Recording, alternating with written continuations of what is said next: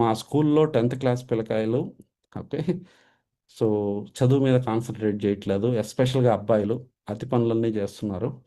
వాళ్ళకి ఇంట్రెస్ట్ తేవాలంటే నేను ఏం చేయాలని ఓకే. సో ఎట చెప్పాలో తెలియదు నాకు. అది ఇంట్రెస్ట్ చూపించలేదంటే మనం ఇంట్రెస్ట్గా చెప్పట్లేదేమో ఫస్ట్ ఓకే. సెకండ్ థింగ్ అంటే అంత వాళ్ళ అటెన్షన్ అనేది ఇప్పుడు ప్రపంచంలో బిగ్గెస్ట్ ప్రాబ్లం ఏంటంటే అటెన్షన్ స్పాన్ అంటాం. ఒక రీల్ని అడ్వర్టైజ్మెంట్ వస్తే టక్కున మార్చేస్తున్నాం ఛానల్. అక్కడ మొదలైంది. ఒక 15-20 ఏళ్ల ముందు మొదలు పెట్టేసినాం. ఏంటది? ఓపిక లేకుండా ఉండడం. రిమోట్లు మార్చి మార్చి మార్చి కదా.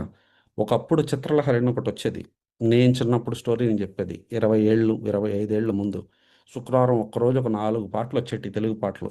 వాటి కోసం వారం అంతా వెయిట్ చేసేవాళ్ళం తెలుగు పాటలు చూడడానికి. ఓకే. ఇప్పుడు ఎన్ని ఛానళ్ళు, ఎన్ని వీడియోలు, యూట్యూబ్‌లు ఏమన్నా అసలు ఎంత ఉందంటే ఇన్ఫర్మేషను, అయినా కూడా హ్యాపీగా లేము. అయినా కూడా మారుస్తా ఉంటాం. మీకు అర్థమవుతుందా? ఎందుకంటే ఎక్కువైపోయినాయి. చాయిస్ ఎక్కువైపోతే ఏమైపోద్ది? ఓకే. ఇప్పుడు ఇడ్లీనా, పూరీనా అన్నారనుకో, రెండే ఐటెమ్స్ ఉంటే ఏదో ఒకటి తింటారు మీరు. ఓ బఫెట్ ఉందనుకో ఫుల్‌గా ఏం తినాలో కూడా అర్థం కాదు. ఆలోచిస్తుంటారు. మీకు అర్థమవుతుందా నేను చెప్పేది? చాయిస్‌లు పెరిగే కొద్దీ ప్రశాంతత కోల్పోతుంది. టైం అంటే మనం ఆల్రెడీ వీక్ సెలెక్ట్ చేసుకోవడంలో. ఎనీవే. సో అంటే ఇక్కడ బేసిక్ థింగ్స్ ఇవన్నీ కూడా మీరు అర్థం చేసుకోండి. ఓకే. సో థైరాయిడ్ గురించి మాట్లాడాలనుకున్నప్పుడు ఓకే. లెట్స్ గెట్ ఇంటూ 2 రకాలు ఉంటుంది థైరాయిడ్ అనేది. హైపోథైరాయిడిజం, హైపర్ థైరాయిడిజం అని ఉంటుంది. సో ఈ థైరాయిడ్ గ్లాండ్ ఫంక్షన్ని కంట్రోల్ చేసేది ఎవరంటే పిట్యూటరీ గ్లాండ్ అని ఉంటుంది మన బ్రెయిన్లో కింద చిన్నది. ఆ పిట్యూటరీ గ్లాండ్ నుంచి ఒక సిగ్నల్, ఒక హార్మోన్, దాన్ని థైరాయిడ్ స్టిమ్యులేటింగ్ హార్మోన్ అంటారు. టీఎస్హెచ్ మీ రిపోర్ట్లో ఉంటుంది. మీరు కానీ చూస్తే టీఎస్హెచ్ అని ఒక వాల్యూ. ఓకే. ఈ టీఎస్హెచ్ అనే వాల్యూ అనేది ఎక్సలేటర్ లాగా, బైకో కార్కో ఎక్సలేటర్ ఎలా ఉంటుంది అలా.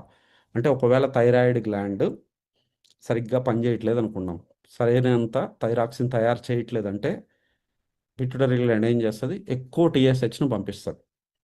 అంటే ఎక్కువ తిడుతుంది చేయరా పని అని. అర్థమవుతుందా? టీఎస్హెచ్ ఎక్కువ ఉందంటే దాని మీనింగ్ ఏంటి? మీ థైరాయిడ్ గ్లాండ్ సరిగ్గా పనిచేయట్లేదు, సరైనంత థైరాక్సిన్ తయారు చేయట్లేదు అని అర్థం. అర్థమవుతుందా మీకు? మళ్ళీ చెప్తా, ఎందుకంటే చాలా మందికి కన్ఫ్యూజన్ ఇది.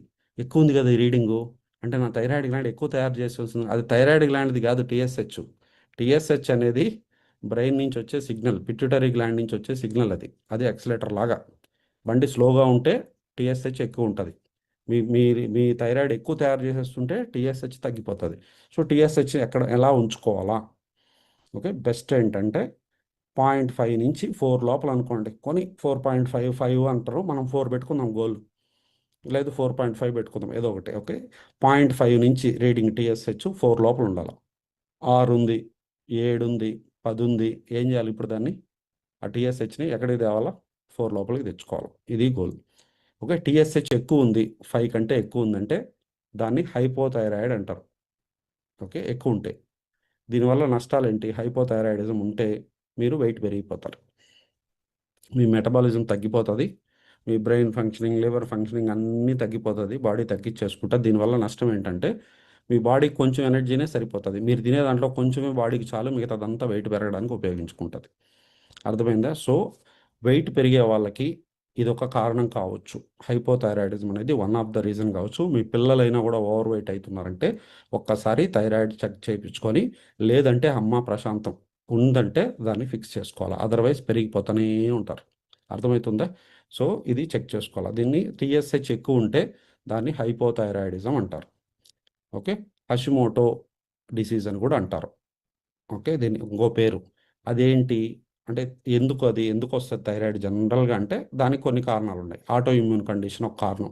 మన బాడీలో ఉన్న ఇమ్యూనిటీనే మన మీద దాడి జరిగితే, మన థైరాయిడ్ గ్లాండ్ మీద దాడి జరిగితే సో హైపోథైరాయిడ్ వచ్చే ఛాన్స్ ఉంటుంది. అయోడిన్ డెఫిషియన్సీ ఉంటాయి. ఎందుకంటే థైరాయిడ్ గ్లాండ్, సో మీకు ఒక 50, 60, 70 ఇయర్స్ బ్యాక్ ఇండియాలో విపరీతంగా ఉండేది థైరాయిడ్ కేసు. ఇప్పుడు కూడా ఉన్నాయి, అప్పుడు ఇంకా ఎక్కువ ఉండేటివి. సో అయోడైజ్డ్ సాల్ట్ని తీసుకొచ్చినారు అప్పుడు, అయోడిన్ని అట్లన్నా ఇస్తే బాడీకి. సో థైరాయిడ్ చాలా వరకు తగ్గింది. అప్పుడు మనం టాప్లో ఉండే వాళ్ళం చాలా వరకు వెనక్కి వచ్చినాం. బట్ ఇప్పుడు మళ్ళీ స్టార్ట్ అయిపోయింది. ఇప్పుడు స్టార్ట్ అయిన రీజన్ ఆటో ఇమ్యూనిటీ, అయోడిన్ కాదు. అర్థమవుతుందా? ఎందుకంటే ఫుల్‌గా తింటున్నాం అయోడిన్ ఎట్టబట్టినా. కాబట్టి అయోడిన్ మిస్ అయిపోతున్నాం అని ఏమి ఆలోచించవల్లే మీరు. ఫుల్‌గా తింటున్నాం. ప్రతి సాల్ట్‌లో అయోడిన్ ఉంటుంది. కాబట్టి ఒకవేళ ఇప్పుడు మనం థైరాయిడ్‌కెళ్తుంటే ఫస్ట్ థైరాయిడ్ వచ్చిందంటే ఫస్ట్ చూసుకోవాల్సింది వైటమిన్ డి లెవెల్స్ ఎలా ఉన్నాయి. వైటమిన్ డి తక్కువ ఉందా? మీ బాడీ ఆటో ఇమ్యూన్‌లోకి వెళ్తది. అది థైరాయిడ్ కావచ్చు, డయాబెటిక్ కావచ్చు, సోరియాసిస్ కావచ్చు, రొమటాయిడ్ ఆర్థరైటిస్ కావచ్చు, మయోసైటిస్, మయోకార్డైటిస్ ఇట్లా చెప్పుకుంటా పోతే అలుపేసియా, పేను కొరుకుడు అంటాం కదా అది. మెలనిన్ కొంతమంది అడిగారు హెయిర్ తెల్లగా కాకుండా ఉండాలంటే ఏం చేయాలా? ఆహ్, ఓకే. హెయిర్ ఫాలికల్స్ డ్యామేజ్ కాకుండా ఉండాల. మెలనిన్ అనేది తగ్గిపోతది. అది తగ్గకుండా ఉండాలంటే ఏం చేయాలా?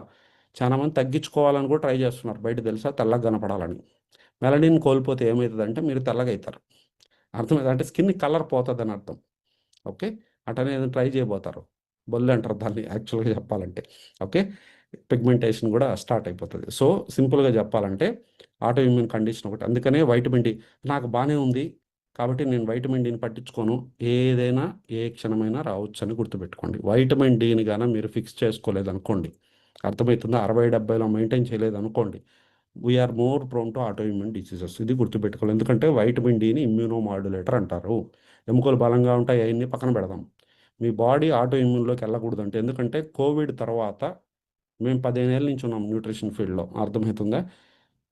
2020కి ముందు 10 ఏళ్లలో చూస్తే వేళ్ళ మీద లెక్క పెట్టేవాళ్ళం. ఎక్కడో ఒక కేసు సోరియాసిస్, ఎక్కడో ఒక కేసు రొమటాయిడ్ ఆర్థరైటిస్. కోవిడ్ తర్వాత ఏం జరిగింది? కోవిడ్ చేసిన పాపం ఒకటే. కోవిడ్ చేసిన బిగ్గెస్ట్ ప్రాబ్లమ్ ఏంటి మానవ జాతి కంటే ఇమ్యూనిటీని డిస్టర్బ్ చేసి పడేసింది. బాడీ ఆటో ఇమ్యూనిటీలోకి వెళ్ళిపోయి చాలామంది డయాబెటిక్ అయిపోయినారు. చాలామంది లంగ్ ఇష్యూస్తో బాధపడుతున్నారు. చాలామందికి హార్ట్ అటాక్స్ వచ్చేస్తున్నాయి. 20లో 10లో సెవెంత్ క్లాస్ పిల్లలకి 10th క్లాస్ పిల్లలకి హార్ట్ అటాక్లు ఎందుకు వచ్చేస్తున్నాయి ఆ ఏజ్‌లో? కొలెస్ట్రాల్ పెరిగి కాదు అదంతా మయోకార్డైటిస్ అంటాం. అంటే కోవిడ్ లాంగ్ హాలిక్ అంటాం. కోవిడ్ అప్పుడు ఏసేసిపోయిన ప్రాబ్లము ఇప్పుడు ఒక్కొక్కటి బయటకు వస్తున్నాయి. విపరీతంగా పెరిగిపోయినాయి. అర్థమవుతుందా? ఇప్పుడు మేము నెలకి అట్‌లీస్ట్ చూస్తే మినిమమ్‌లో చూస్తే కూడా వి సీ అట్‌లీస్ట్ 10,000 రిపోర్ట్స్ వస్తాయి మా దగ్గరికి. 10,000 రిపోర్ట్‌లు చూస్తాం యాస్ ఎ కమ్యూనిటీలో. ఓకే. దాంట్లో వేళ్ళ మీద లెక్క పెట్టేవాళ్ళం. అంతకుముందు ఇప్పుడు విపరీతంగా పెరిగిపోయినాయి. ఆటో ఇమ్యూన్ 10% దాకా అని చెప్పొచ్చు. విపరీతంగా ఉన్నాయి. ఎవరికి పట్టినా ఉన్నాయి. కాబట్టి ఫస్ట్ మీరు లేనోళ్ళు థాంక్స్ చెప్పుకొని దేవుడికి వైటమిన్ డిని కరెక్ట్‌గా మెయింటైన్ చేసుకుంటారండి. ఎండలోకెళ్తారా? సప్లిమెంట్ ఏదో ఒకటి లెట్స్ స్టార్ట్ డూయింగ్. గమ్మునైతే ఉండకూడదు. నాకేమి రాదు అనుకునే అంత మూర్ఖత్వం ఇంకోటి లేదు. ఎవరికైనా ఏ క్షణమైనా ఎప్పుడైనా రావచ్చు. ఈరోజు పడుకున్న వాళ్ళు చాలామంది రేపు పొద్దున్న లేయట్లే. కావాలంటే గూగుల్‌లోకెళ్ళి కొట్టండి. ఈరోజు ఎంతమందికి వచ్చినాయి హార్ట్ అటాక్స్ అని. ఎంతమంది చనిపోయినారని కొట్టండి గూగుల్‌లో. లక్షల్లో చూపిస్తది నంబర్. అర్థమవుతుందా? సో, నాకు రాదు వాళ్ళందరూ కూడా రేపు పొద్దున ప్లాన్‌లేసుకున్నోళ్ళే. అటు చేద్దాం, రేపు ఆడికెళ్దాం, ఈ పని చేద్దాం అనుకున్నోళ్ళే. లేనోళ్ళందరూ. అంటే మీకు ఎగ్జాంపుల్ కోసం చెప్తున్నా. వస్తదని కాదు. ప్రిపేర్డ్‌గా ఉన్నారా అని అర్థం. చేతిలో ఉన్నప్పుడు వదిలేసి తర్వాత చూద్దాంలే పడిపోయినాక హాస్పిటల్ అప్పుడు అలా కాదు. చాలా మంది ఎళ్ళట్లే హాస్పిటల్ దాకా. అది మనం గుర్తుపెట్టుకోవాల్సింది. అర్థమవుతుందా? సో, ఇవన్నీ వైటమిన్ డిని గాని నెగ్లెక్ట్ చేస్తే ఇదే బిగ్గెస్ట్ ప్రాబ్లమ్ ఏం రాబోతది ఫ్యూచర్‌లో అంటే వైటమిన్ డి గురించి రెండోది గట్ బాక్టీరియా మన బాడీలో. యాంటీబయోటిక్‌లు వాడి ఇంకేం చేసినా పని చేయని స్టేజ్‌కి తీసుకెళ్ళిపోయి యాంటీబయోటిక్‌ని అవే మనల్ని చంపడం స్టార్ట్ చేస్తాయి. అది జరగబోతది ఫ్యూచర్‌లో. సూపర్ బగ్స్ అంటాం. ఓకే. గట్ గురించి ఎవరైతే చదువుతున్నారో, ఆ రీసెర్చ్‌లో ఉన్నారో వాళ్ళకి అర్థమైతది ఇప్పుడు నేను చెప్పేది.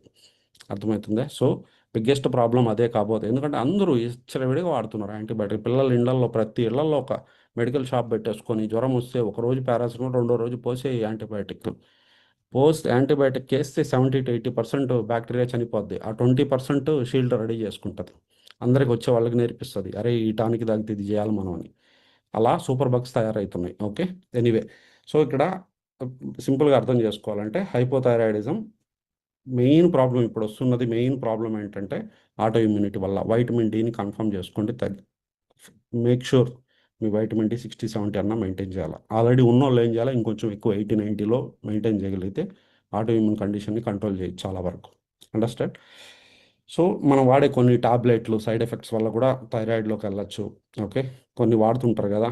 ఈ ఇవేమంటారు?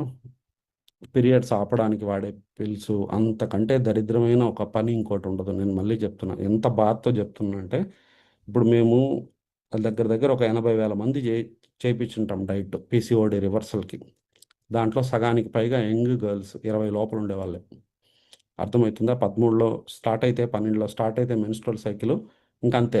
1, 2 నెలలు తర్వాత ఆగిపోవడం. అక్కడి నుంచి లావైపోవడం. రకరకాల 90లు, 100లు, 19 ఏళ్ళు, 18 ఏళ్ళు ఉంటే 30 కేజీలు, 35 కేజీల్లో ఉంటారు అండర్ వెయిట్‌లో. లేదంటే 80లు, 90ల్లో ఉంటారు. ఐడియల్ వెయిట్‌లో ఉండేవాళ్ళు ఎంతమంది ఉన్నారు? విపరీతంగా పెరిగిపోయినాయి కేసెస్. అర్థమవుతుందా? సో, పీసీఓడీ కేసెస్ విపరీతంగా పెరిగిపోవడానికి వన్ ఆఫ్ ద రీజన్ ఇయ్యే. ఇప్పుడు మీరు ఇవన్నీ అర్థం కావాలి మీకు. అర్థమవుతుందా? సో, మెడికేషన్స్ ఇవన్నీ ఎందుకొస్తున్నాయి తెలుసా? సగం పీసీఓడీ కేసులు సార్ గుడికెళ్ళే ప్రోగ్రామ్ ఉంది అందుకని టాబ్లెట్లు వేసుకున్నా పీరియడ్స్ కాకుండా. మా ఊర్లో పెళ్ళి ఉంది అందుకని వేసుకున్నా. అసలు మనము అనవసరంగా మనం మారుస్తున్నాం బాడీ సైకిల్ని కదా, మొత్తం డిస్టర్బ్ చేసి పడేస్తున్నాం హార్మోన్స్ని. ఆ పెళ్ళి అయిపోగానే ఆ గుడికి వెళ్ళడం అయిపోగానే మళ్ళీ అన్నీ వచ్చేయాలనుకుంటున్నాం. ఎట్టొచ్చేస్తాయి? మనమే కదా డిస్టర్బ్ చేస్తుండేది. చాలా ఇంపార్టెంట్ అది కూడా. అర్థమవుతుందా? పీసీఓడి ఒక రోజు కంప్లీట్గా ఒక హాఫ్ అన్ అవర్ 45 మినిట్స్ మాట్లాడాల్సి ఉంటుంది, ఇంపార్టెంట్ కాబట్టి. అది ఒక రోజు తీసుకుంటాం ప్రోగ్రామ్ సపరేట్గా. ఎలాగో ఇప్పుడు హెల్త్ ఎవరైతే వస్తారో వాళ్ళకి ఇవన్నీ కూడా డీటెయిల్డ్గా డయాబెటీస్ గురించి ఒక 1 అవర్ అట్లా, పీసీఓడి గురించి, కిడ్స్ హెల్త్ గురించి, హార్ట్ హెల్త్ గురించి, లివర్ హెల్త్ గురించి, ఒక్కొక్కటి రెస్పిరేటరీ హెల్త్ గురించి. ఓకే, ఇవన్నీ కూడా మాట్లాడుకుంటూ వద్దాం. ఓకేనా? సో డోంట్ వరీ, నేను డీటెయిల్డ్గా ఎందుకంటే తెలుసుకుంటే రూట్కి తెలుసుకునేలా, దానికి ఏం చేయాలో రూట్ దాకా తెలుసుకునేలా, పై పైన తెలుసుకొని పై పైన వినేసి ఊహించుకోవడం కాదు. పూర్తిగా తెలుసుకోవాలా. ఫుడ్ దగ్గర నుంచి, అలవాట్ల దగ్గర నుంచి ఏమేమి మార్పులు చేసుకోవాలా. అండ్ ఒక టైం ఫ్రేమ్ పెట్టుకొని 4 నెలలు, 5 నెలలు, 6 నెలలు కంప్లీట్గా బ్యాక్ వచ్చేయాలి, రివర్స్ తెచ్చుకోగలగాలి. సో మన బాడీ చేస్తుంది, సపోర్ట్ చేస్తుంది. మనకు అర్థం చేసుకొని చేయడమే మనం చేయాల్సిన పని. అది మేము చేపిస్తాం మీతో, డోంట్ వరీ. ఓకే. సో ఇది అంటే ఆ, మీకు సింపుల్గా చెప్పాలంటే హైపోథైరాయిడ్, హైపర్ థైరాయిడ్ అనేది ఒక 2 మినిట్స్ చెప్పేసి క్లోజ్ చేసేద్దాం. హైపర్ థైరాయిడ్ అనేది కూడా యాక్చువల్గా రివర్స్. టీఎస్హెచ్ తక్కువ ఉంటే 0.5 కంటే, ఓకే, అప్పుడు దాన్ని హైపర్ థైరాయిడ్ అంటారు. ఓకే. గ్రేవ్స్ డిసీజ్ అని కూడా అంటారు దాన్ని. ఓకే, అది కూడా అగైన్ ఆటో ఇమ్యూన్ కండిషన్ వల్లనే. ఓకే. ఎక్సెస్ అయోడిన్ తినేసిన, సాల్ట్ ఎక్కువైతే, అర్థమవుతుందా? ఎక్సెసివ్ సాల్ట్ తినేసిన, మెడికేషన్లు ఉంటాయి కొన్ని రకాల మెడికేషన్లు టూ మచ్ వాడినా. ఓకే. సో పిట్యూటరీ అడినోమా అంటారు. అంటే మీకు ఆ గ్లాండ్లో ఏదైనా ప్రాబ్లం ఉన్నా, అంటే పిట్యూటరీ టీఎస్హెచ్ ఎక్కువ వచ్చేస్తుంది అనుకోండి, ఆటోమేటిక్గా మీకు ఆ, ఎలా చెప్పాలి దాన్ని, గ్లాండ్లో ప్రాబ్లం ఉంటే కూడా, పిట్యూటరీ గ్లాండ్లో ట్యూమర్ లాంటిది, క్యాన్సర్ లాంటిది, అలాంటిది ఏదైనా ఉన్నా కూడా ట్యూమర్స్ ఇన్ గ్లాండ్ అంటాం, దానివల్ల కూడా ప్రాబ్లం. అర్థమవుతుంది. హైపర్ టెన్షన్ అనేది తక్కువ, మనం వెన్ కంపేర్ టు ఇప్పుడు థైరాయిడ్ కేసెస్లో చూస్తే ఒక 5% కూడా ఉండవు హైపర్ థైరాయిడ్. మొత్తం కూడా ఇంతకుముందు నేను చెప్పిన స్టోరీని, హైపోథైరాయిడ్ పేషెంట్సే ఎక్కువ, దానివల్ల వెయిట్ పెరుగుతారు కూడా హైపోథైరాయిడ్ వల్ల. ఓకే. ప్రతిదానికి మెడికేషన్ ఉంటుంది. డాక్టర్స్ మీకు గైడ్ చేస్తారు ఇక్కడ, మెడికేషన్ చెప్తారు, అది వాడుకుంటూ మనం మొదలు పెట్టాలి జర్నీని. అర్థమవుతుందో? వాడకుండా కాదు, మెడికేషన్ వాడుతూ మొదలు పెడతాం. బట్ గోల్ ఏంటి? ఈ పీరియడ్ అయ్యే లోపల, మనం పెట్టుకున్న గోల్ పీరియడ్ అయ్యే లోపల టాబ్లెట్ ఆపేయాలి ఆపేయాలి, అది గోల్. ఓకే. డన్. సో చాలా ఉన్నాయి. బీ12 గురించి అడిగినారు కొంతమంది. ఓకే. బీ12 ఎందుకని ఎక్కువ ఉంటుందని, అది కూడా ఒక చాలా ఇంపార్టెంట్ డిస్కస్ చేయాల్సింది.